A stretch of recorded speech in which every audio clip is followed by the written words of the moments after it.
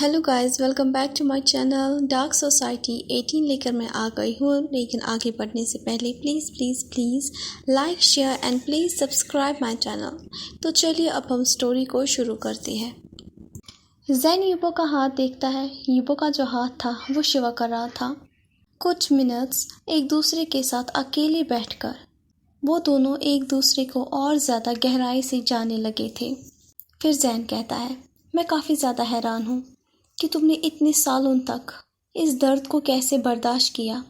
हम लोग कभी कभी ज़िंदगी में एक साथ स्ट्रांग भी होते हैं, लेकिन साथ ही में हम लोग कमज़ोर भी होते हैं। मैंने अपनी ज़िंदगी में हमेशा प्यार पाया है। एटलीस्ट मुझे मेरा प्यार मेरी फैमिली से मिला, लेकिन तुम्हारी दुनिया में तो। जैन अभी कह ही रहा था, तभी वो से जवाब में कहता है, इतना ही नहीं है, धीरे धीरे तुम सब कुछ देख लोगे और समझ जाओगे। जवाब में जैन उसे कहता है, मैं होप करता हूँ। एक दूसरे के साथ अपनी फीलिंग्स को शेयर करने के बाद वो दोनों काफ़ी ज़्यादा काम हो गए थे। जैसे ही जैन और ईबो दोनों काम हो जाते हैं, उसके बाद जैन खड़े हो जाता है और फिर दरवाजे की तरफ चला जाता है।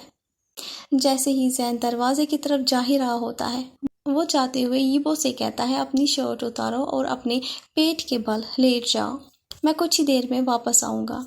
ये बात सुनने के बाद ईबो जैन से कहता है, क्यों, किस लिए? तो जैन उसे जवाब में कहता है, उधर इधर का मत सोचो, जो मैं कह रहा हूँ बस वही करो। ईबो कुछ नहीं कहता, बस अपना सर हाँ में नोट करता है। कुछ देर के बाद जैन वापस आता है। उसके हाथ में ऑर्नामेंट था। उसके बाद वो ईबो के बगल में बैठता है। जैसे ही वो ईबो के बगल में बैठता है, उसके बाद वो ऑर्नामेंट अपनी उंगली के ऊपर डाल देता है और उसे फिर केयरफुली ईबो के नए जो जख्म लगे थे उसके ऊपर मल देता है। जैसे ही ईबो ये महसूस करता है तो वो अपना सर उठाकर देखता है। ईबो का जो एक्सप्रेशन था वो काफ़ी ज़्यादा सरप्राइज था। तो वो जैन से कहता है, तुम्हें कैसे पता चला? तो जैन उसे जवाब में कहता है, कल पूरे दिन तुमने मुझे अवॉइड किया। तुम तभी मुझे अवॉइड करते हो जब तुम्हारे साथ कुछ बुरा हुआ होता है, और तुम इसलिए मुझे अवॉइड करते हो ताकि मैं तुम्हारे चेहरे पर वो दर्द ना देख सकूं। जैन का जवाब सुनने के बाद वो जैन से कहता है, तुम मुझे काफ़ी अच्छे से जानते हो। जैन को पता नहीं था वो जो इस वक्त कर रहा है वो सही है या गलत है, लेकिन फिर भी वो अपने मन की बात सुनता है और चुपचाप वही कर रहा था जो उसके मन में आ रहा था। जैन काफ़ी ज़्यादा शुक्रगुजार भी है जो कल ईबो ने उसके लिए किया था, और जैन को ये भी पता है कि आज जो ज़ख्म ईबो को लगे है वो दोबारा जैन की वजह से ही लगे हैं, जिस तरह पिछली बार उसे पीटा गया था।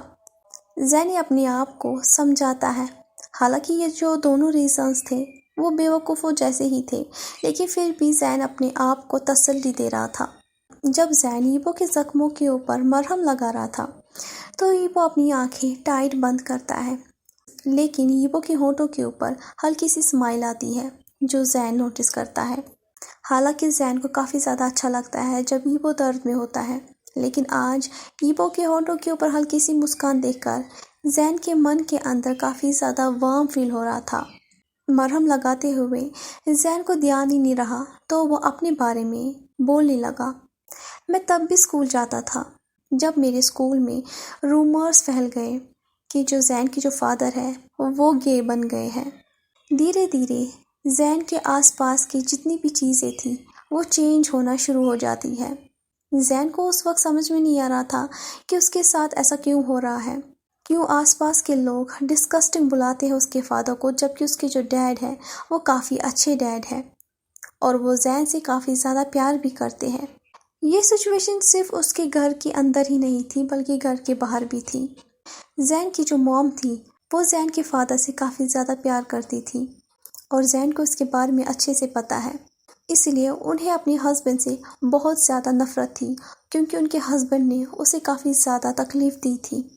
जैन अपने क्लासमेट्स के लिए हमेशा क्यूट और लवेबल ही रहा है, लेकिन अचानक से सब कुछ चेंज होने लगा और जैन को हर कोई गालियाँ भी देने लगा था।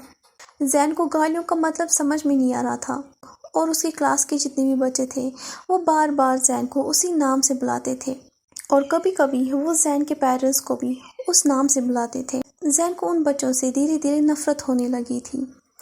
जैन के स्कूल में सिर्फ एक ही लड़का था जो कि जैन का बेस्ट फ्रेंड था, लेकिन वो भी गे था। जैन की वजह से स्कूल के सभी बच्चे उसे चिढ़ाते थे और उसी वजह से उस लड़के ने भी स्कूल छोड़ दिया और जैन हमेशा के लिए अकेला रह गया। जैन हमेशा अपने दोस्त को हील करने की कोशिश करता था, उसे समझाने की कोशिश करता था, लेकिन जो ज़ख्मों से बाकी स्कूल के बच्चों से मिले थे वो उन ज़ख्मों को भर नहीं पा रहा था, इसलिए उसने स्कूल ही छोड़ दिया। वही एक लड़का जैन की ज़िंदगी में लास्ट फ्रेंड था। जब जीशु ने उसके साथ ऐसा सलूक किया तो जैन को रियलाइज़ हो गया अकेला रहना काफ़ी ज़्यादा मुश्किल है, लेकिन अपने दोस्त से धोखा मिलना वो सबसे गंदी और घटिया चीज़ है जो इंसान चाहकर भी कभी भूल नहीं सकता है। जैन के मुंह से ये सारी बातें सुनने के बाद ये वो कहता है, जैन मैं तुमसे रियली, ये वो ही कहना चाह रहा था लेकिन वो अपनी सेंटेंस को पूरा नहीं कर पा रहा था। उसके बाद ही वो बैठ जाता है। फिर वो हेजिटली अपने हाथ को जैन की तरफ बढ़ाता है। ये वो बोलना चाह रहा था लेकिन वो बोल नहीं पाता। जैन यूबो की आंखों की तरफ ही देख रहा था। अगर यूबो अपना एक्सप्रेशन देख पाता तो वो देखता कि वो इस वक्त कितना मासूम और खोया खोया सा लग रहा है। जैन को पता भी नहीं चलता कि कब उसने अपना हाथ बढ़ाकर यूबो के बालों में अपनी उंगलियां फेरना शुरू कर दिया है और फिर उंगलियां फेरते फेरते वो उसके और नज़दीक आ जाता है। जिस मोमेंट में वो एक दूसरे के नज़दीक आ रहे होते हैं तभी डोरबेल की आवाज़ लाउडली गूंजना शुरू हो जाती है। डोरबेल की आवाज़ सुनते ही वो दोनों के दोनों अचानक से चौंक जाते हैं और फिर ईबो की आंखों में डिसअपॉइंटमेंट दिखाई देती है। तभी जैन ईबो से धीरे धीरे कहता है, मैं दरवाज़ा खोलता हूँ। ये कहते हुए जैन क्विकली उठ जाता है और फिर रूम से बाहर चला जाता है। जैसे ही जैन दरवाज़ा खोलता है, जो पर्सन दरवाजे पर खड़ा था उसे देखकर जैन शॉक हो जाता है। जैसे ही जैन उस शख्स को देखता है तो वो घबराहट में अपने कदमों को पीछे की तरफ लेकर चला जाता है और फिर वो कहता है, तो तुम यहाँ पर क्या कर रही हो? तभी वो शख्स जैन से पूछता है, यही मैं भी पूछ रही हूँ। तभी पीछे से ईबो आता है। ईबो बिना शर्ट के था तो वो आते हुए जैन से कहता है, जैन कौन है, हासुंग है क्या? जैसे ही ईबो दरवाजे पे पहुंचता है तो उसकी नज़र जैसे ही दरवाजे पे खड़े पर्सन पे पड़ती है तो ईबो भी शॉक हो जाता है। ईबो का एक्सप्रेशन देखकर साफ तौर पे पता चल रहा था कि ये ईबो ने प्लान नहीं किया था। दरवाजे पे कोई और नहीं बल्कि यांसी खड़ी थी। जैन कुछ नहीं करता है, वो बस अपना सर डाउन करता है ताकि वो यांसी का शॉकिंग फेस ना देख सके। यांसी दरवाजे पे खड़ी होकर जैन की तरफ ही देख रही थी और जैन की जो पूरी बॉडी थी वो ट्रम्बलिंग कर रही थी। तभी जैन यांसी से कहता है, चलो हम घर के बाहर अकेले बात करते हैं। ये कहते हुए जैन यांसी का जो हाथ है उसे पकड़ता है और उसे अपने साथ घर के बाहर लेकर चला जाता है। ईबो बस चुपचाप उन दोनों की तरफ ही देख रहा था। ईबो ने अपनी जो मुट्ठी थी उसे टाइटली बंद कर दिया था। उसके बाद जैसे ही यांसी और जैन गार्डन में पहुंच जाते हैं वो दोनों एक दूसरे की तरफ चेहरा करके बैठ जाते हैं। दोनों के दोनों एक दूसरे से बात करने के लिए काफ़ी ज़्यादा हेजिटेट कर रहे थे। जब से वो दोनों रिलेशनशिप में आए थे उन्होंने कभी भी इस तरह की सिचुएशन को कभी भी फेस नहीं किया था और ना ही वो कभी भी बात को शुरू करने से पहले हेजिटेट हुए थे। आज पहली बार वो दोनों हेजिटेट हो रहे थे कि बात शुरू करें तो करे कैसे। यांसी नर्वस होकर अपनी फिंगर्स को एक दूसरे के साथ रब करना शुरू कर रही थी। ये देखकर जैन को काफ़ी ज़्यादा बुरा लग रहा था। जब वो दोनों रिलेशनशिप में थे उन दोनों के बीच में काफ़ी ज़्यादा डिफरेंस था, लेकिन फिर भी ऐसी सिचुएशन कभी भी आई नहीं थी। लेकिन आज जो सिचुएशन थी उससे जैन काफ़ी ज़्यादा हर्ट हुआ था और उनका जो रिलेशनशिप था वो भी टूट चुका था। तभी फाइनली यांसी अपने मुंह से कुछ कहती है और वो कहती है, जैन। जैन का नाम वो धीरे धीरे लेती है और तभी जैन उसकी तरफ देखता है। फिर यांसी जैन से कहती है, जैन प्लीज़ मुझसे झूठ मत कहना, मेरे दिमाग में इस वक्त काफ़ी ज़्यादा डाउट्स आ रहे हैं। हालांकि मुझे ये काफ़ी ज़्यादा बेकार लग रहा है लेकिन प्लीज़ झूठ मत कहना। मैं श्योर हूँ कहीं ना कहीं पर गड़बड़ है और ये तब से है जब से तुम मेरे सामने रो रहे थे। मैं तब से अभी तक इंतज़ार कर रही थी कि तुम खुद ब खुद मुझे सब कुछ बताओगे और अपनी जो प्रॉब्लम है उसे मुझसे तुम शेयर करोगे। मैं काफ़ी ज़्यादा घबराई हुई थी लेकिन अब मैं महसूस कर सकती हूँ कि काफ़ी ज़्यादा चीज़ें चेंज हो चुकी है और सबसे ज़्यादा जो इम्पोर्टेंट है मेरे लिए वो तुम हो। तुम चेंज हो चुके हो। मैं अपनी डाउट्स पे भरोसा नहीं कर सकती हूँ तब तक जब तक तुम खुद अपने बारे में मुझसे कहोगे नहीं। मैं तुम्हारे मुंह से ही सुनना चाहती हूँ क्योंकि मैं जानती हूँ कि तुम कभी भी झूठ नहीं कहते हो। एटलीस्ट तुम मुझसे झूठ कभी नहीं कहोगे।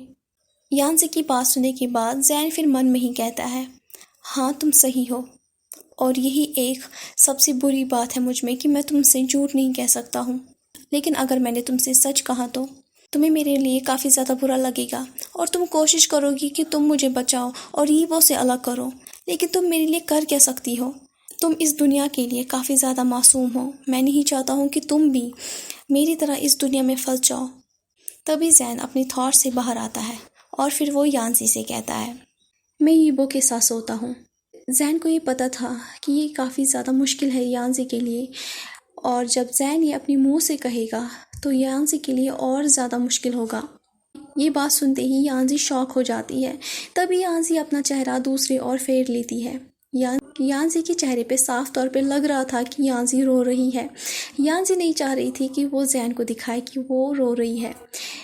यानसी अपनी फीलिंग्स को कंट्रोल करने की कोशिश कर रही थी। यानसी की जो चिन थी वो काफ़ी ज़्यादा दर्द में मुंह भी कर रही थी। यानसी फिर अपनी गहरी सांस छोड़ती है। फिर तभी जैन उसे कहता है कि प्लीज़ प्लीज़ मत रो, मेरे लिए मत रो। इस बात को काफ़ी टाइम हो चुका है। ये तब की बात है जब हम दोनों रिलेशनशिप में थे। यानसी जैन से कहती है, ये इम्पॉसिबल है, तुम मेरे साथ ऐसा ट्रीट नहीं कर सकते हो। तभी जैन उसे कहता है, मैं जानता हूँ, लेकिन फिर भी मैंने ये किया। यानसी फिर जैन से कहती है, मैं समझ जाऊँगी अगर तुम मुझे एक्सप्लेन करो। मैं जानती हूँ इसके पीछे कोई ना कोई रीज़न होगा कि तुमने ये सब कुछ किया। बिना रीज़न के तुम ऐसा कभी भी नहीं करोगे। तुम कभी भी मुझे धोखा नहीं दोगे। मैं तुम्हें पहले से ही जानती हूँ। ज़रूर तुम्हारे साथ ज़बरदस्ती की गई है कि इन लोगों ने तुम्हें धमकाया है। जवाब में जैन उसे कहता है, नहीं, ऐसा कुछ भी नहीं हुआ है यानसी, प्लीज़। तुम जानती हो कोई भी ऐसा नहीं कर सकता है। यानसी फिर जैन से कहती है, जैन। तभी जैन यानसी से कहता है, मैं जानता हूँ कि तुम अपने आप की कितनी वैल्यू करती हो, लेकिन प्लीज़ मुझ जैसे इंसान के लिए अपने आप को कभी भी मत बदलना। मैं डिज़र्व नहीं करता हूँ। जैन की बात सुनने के बाद यानसी जैन से कहती है, तो अब मैं क्या करूँ? अब मैं क्या करूँ? ये इतना जल्दी हो गया और अचानक, मुझे समझ में नहीं आ रहा है। मैं सांस भी नहीं ले पा रही हूँ। तुमने अचानक से मुझसे कहा कि मैं तुम्हें छोड़ दूँ, इतने सालों की यादें उन सबको मिटा दूँ। कैसे? तुम जानते हो कि मैं तुमसे कितना प्यार करती हूँ। अगर तुम मुझे बुला भी दोगे, लेकिन मैं तब भी तुम्हें भूल नहीं सकती हूँ। ये कहते हुए यानसी जैन के क्लोज आती है। अपने हाथों में जैन का चेहरा कब करती है। जैन यानसी की तरफ देखते हुए अपना सर लो डाउन करता है क्योंकि जैन की आंखों में काफ़ी ज़्यादा आंसू आ रहे थे। तभी यानसी जैन से कहती है, नहीं, अपना सर उठाओ और मेरी तरफ देखो। याद है कि तुमने एक बार मुझसे कहा था कि तुम्हारे लिए काफ़ी ज़्यादा मुश्किल है अगर तुम किसी ऐसे शख्स से सेक्स करोगे जिस शख्स के लिए तुम्हारे मन में फीलिंग नहीं है। क्या अब तुम चेंज हो गए हो या फिर? ये कहते हुए यानसी रुक जाती है। फिर वो दोबारा जैन से कहती है, ये वो तुम्हारे लिए क्या है? जो मैं सोच रही हूँ वैसा तो नहीं है। हेजिटेट मत करो, क्योंकि अगर तुम हेजिटेट कर रहे हो तो मैं इसका कुछ और मतलब समझूंगी। ये कहते हुए यानसी अपने स्टेप्स को पीछे की तरफ ले लेती है और पेनफुली स्माइल करती है। जैन जवाब में यानसी से कहता है, ये पूरी तरह से डिफरेंट है। मैं तुम्हारे लिए क्या फील करता हूँ यानसी तुम समझ नहीं पाओगी। लेकिन तभी यानसी जैन से कहती है, डिफरेंट या नहीं, लेकिन फिर भी तुम फील कर रहे हो ना। लेकिन मैं काफ़ी ज़्यादा हैरान हूँ, तुम प्यार किससे करते हो? हम दोनों में से सच्चा कौन है? अपनी आंखों की तरफ देखो। तुम्हारी आंखें आज पूरी तरह से चेंज हो गई है। तुम्हारी आंखों में हमेशा दर्द नज़र आता था, लेकिन आज तुम्हारी आंखों में कुछ ज़्यादा ही दर्द नज़र आ रहा है। मुझे माफ़ करना अगर मैंने इन्हें काफ़ी देर के बाद नोटिस किया और तुम्हारी हेल्प नहीं कर पाई। जैन बस चुपचाप यानसी की बात सुन रहा था। जितना यानसी जैन के लिए अच्छी हो रही थी, उतना ही जैन के दिल में दर्द हो रहा था। जितना यानसी जैन के लिए रो रही थी, यानसी का रोना जैन को अंदर ही अंदर मार रहा था। यानसी ने कुछ भी गलत नहीं किया था, लेकिन फिर भी यानसी सफ़र कर रही थी, बिल्कुल यीबो और जैन की तरह। तभी जैन अपनी थॉट्स से बाहर आता है। फिर वो यानसी से कहता है, मैं बस तुमसे एक ही बात कह सकता हूँ, मैं तुम्हें इस फैमिली में आने नहीं दूंगा। मैं ईबो के साथ खड़ा हूँ ताकि मैं उससे और ख़ुद को बचा सकूँ। ये कहते हुए जैन खड़ा हो जाता है और फिर वो यांजी का हाथ पकड़ता है। फिर वो यांजी से दोबारा कहता है, मुझे पहले से ही हमारे फ्यूचर के बारे में डाउट था। मुझे तुम पर कभी भी डाउट नहीं था। ये मेरा ही फॉल्ट है यांजी। शायद हमारा प्यार काफ़ी था, लेकिन मैं तुम्हारे काबिल नहीं था। मैं काबिल नहीं था कि मैं तुम्हारा हस्बैंड बन सकता। इस अमीरों की दुनिया में आने के बाद मैंने रियलाइज़ किया, हर इंसान को वही शख्स चाहिए और वो चाहता है कि वो शख्स उसके लेवल का हो, जो उसके साथ रहे, उसी के क्लास का हो, उन दोनों की जो समझ है वो मैच हो सके, वो दोनों बराबर के हो। गरीब इंसान बस दोस्त बन सकता है कुछ टाइम के लिए और फिर उसका बस इस्तेमाल किया जा सकता है। गरीब इंसान कभी भी अमीर के साथ नहीं रह सकता है और मैं जानता हूँ कि तुम्हारी फैमिली कभी भी हम दोनों की शादी नहीं होने देती और वो कभी भी मुझे एक्सेप्ट नहीं करते, जो कि सच बात है, जिससे ना ही तुम मुंह फेर सकती हो और ना ही मैं। हालांकि मैं जानता हूँ तुम और वो बहुत ही डिफरेंट लोग हो यांजी, हम दोनों एक सिक्के के अलग अलग पहलू है।